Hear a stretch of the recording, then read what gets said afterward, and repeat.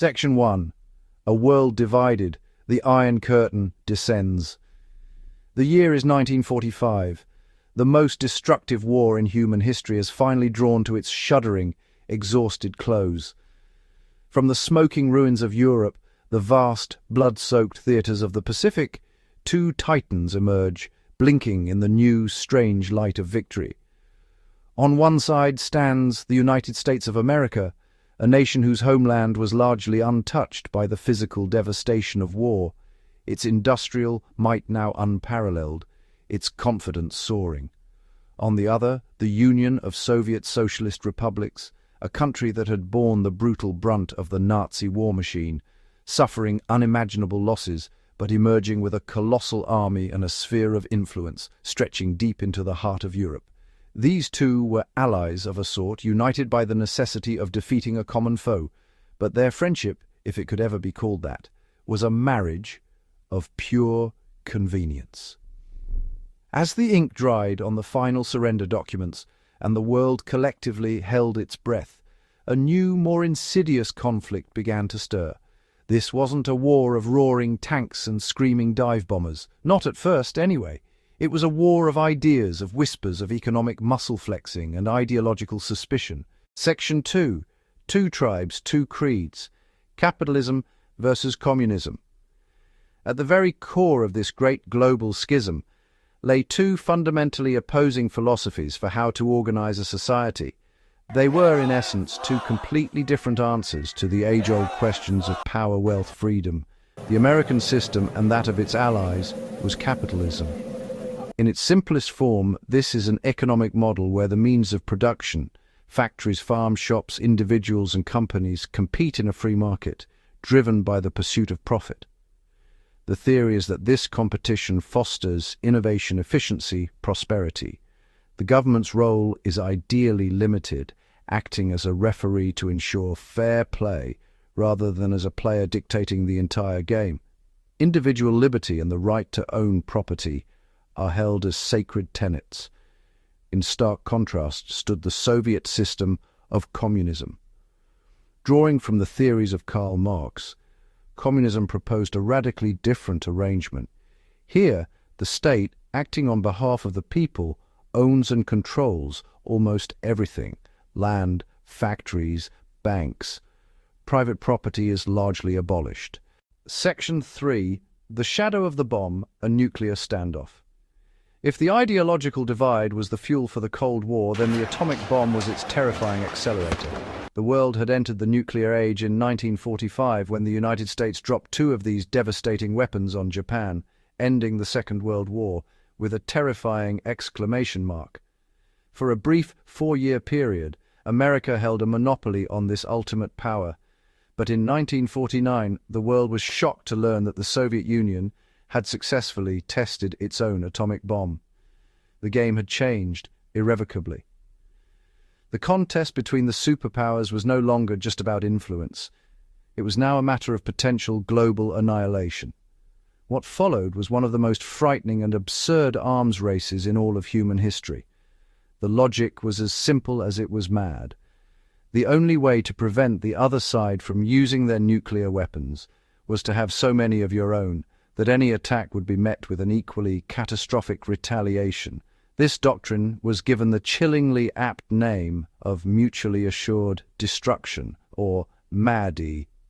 It created a precarious balance of terror in which both the United States and the Soviet Union built up vast arsenals of nuclear warheads, each capable of destroying the other country many times over.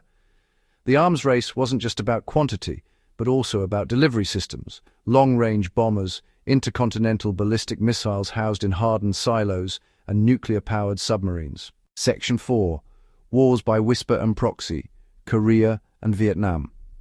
While the superpowers avoided a direct, hot war with each other, largely due to the nuclear deterrent, the Cold War was far from bloodless. Instead, the conflict manifested itself in a series of brutal and protracted proxy wars, conflicts in other countries where the United States and the Soviet Union, along with their respective allies, would back opposing sides. They would supply weapons, funding, military advisors, and sometimes even their own troops. These wars allowed the superpowers to fight each other by other means without risking a direct and potentially nuclear confrontation. If there was ever a moment when the Cold War's simmering tension threatened to boil over, it was during 13 terrifying days in October of 1962. The crisis began with a startling discovery. An American U-2 spy plane photographed Cuba from high altitude. The images revealed Soviet missile installations, labeled aerial reconnaissance photo of missile sites, medium-range nuclear ballistic missiles, intermediate-range nuclear ballistic missiles. Cuba was just 90 miles off Florida. Those missiles could reach major American cities with almost no warning. The discovery shocked the White House. Kennedy and his advisors faced an intolerable national security threat. They debated dangerous options: a direct airstrike on the missile sites, a full-scale invasion of Cuba. Doing nothing would look weak and leave the US vulnerable. The world held its breath as Kennedy and Khrushchev faced off. Kennedy announced the discovery and declared a naval quarantine, a blockade in all but name. US naval vessels intercepted and inspected approaching ships, forming a tense line at sea. Soviet ships steamed toward the quarantine line. American forces were placed on highest alert. B-52 bombers remained airborne, armed with nuclear weapons. After tense back-channel talks and public letters, diplomacy won. Khrushchev agreed to remove missiles from Cuba in exchange for a US pledge not to invade. Secretly, the US agreed to remove Jupiter missiles from Turkey. The Cold War was not just fought with spies, soldiers, it was also a battle for prestige, a contest to prove which system was technologically, intellectually superior. Nowhere was this competition more spectacular than the space race. It began with a beep, October 4th, 1957. The Soviet Union stunned the world by launching Sputnik 1, a small, polished metal sphere, the first artificial satellite to orbit Earth. It circled the globe, emitting a simple, rhythmic radio pulse. The message was clear. The Soviets had taken the lead in the final frontier. In America, the Sputnik crisis sparked national anxiety and a sense of technological inferiority. The response was swift: massive funding into science education, and a new agency, the National Aeronautics and Space Administration. Early victories still went to the USSR. In 1961, Yuri Gagarin became the first human in space. 1 month later, President John F. Kennedy stood before Congress with a bold goal: to land a man on the moon and return him safely before the decade was out. The Apollo program was born, an undertaking of monumental scale and a technological challenge unlike any before. On July 20th, 1969, the United States achieved Kennedy's goal. Neil Armstrong took his first steps on the moon. One small step for a man, one giant leap for mankind. A transcendent triumph for America. The space race effectively won. While headline-grabbing events like the Cuban Missile Crisis and the space race captured the world's attention, the Cold War was also a sprawling, complex and often messy affair fought in the shadows across the entire globe. The world became a giant chessboard. Africa, Asia, Latin America were often treated as pawns in the grand game between the two superpowers. As old European colonial empires crumbled after World War II, dozens of newly independent nations emerged. These fledgling states became fertile ground for ideological competition, with the United States and the Soviet Union vying for allegiance. The CIA, the KGB engaged directly: espionage, propaganda, and secret funding.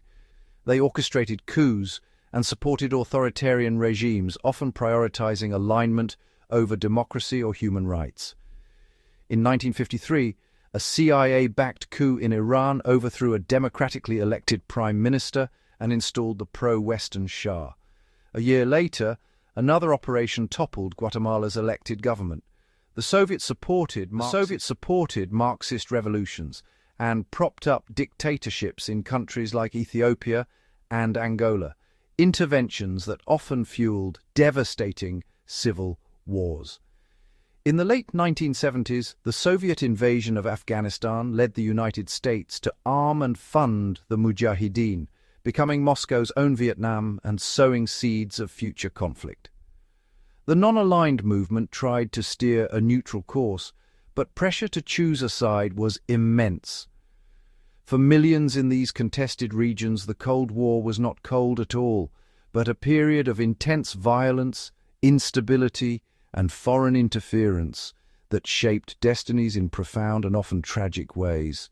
By the late 1970s, the Cold War had entered a new, chillier phase. A period of détente had soured following the Soviet invasion of Afghanistan in 1979. It was into this frosty climate that Ronald Reagan was elected president in 1980. Reagan brought ideological fervor, denouncing the Soviet Union as an evil empire and arguing the United States needed a tougher stance. His policy, peace through strength, the largest peacetime military buildup, pouring trillions into defense. The Strategic Defense Initiative threatened to upend nuclear strategy and strain the USSR's ailing economy. Washington backed anti-communist movements from Afghanistan to Nicaragua.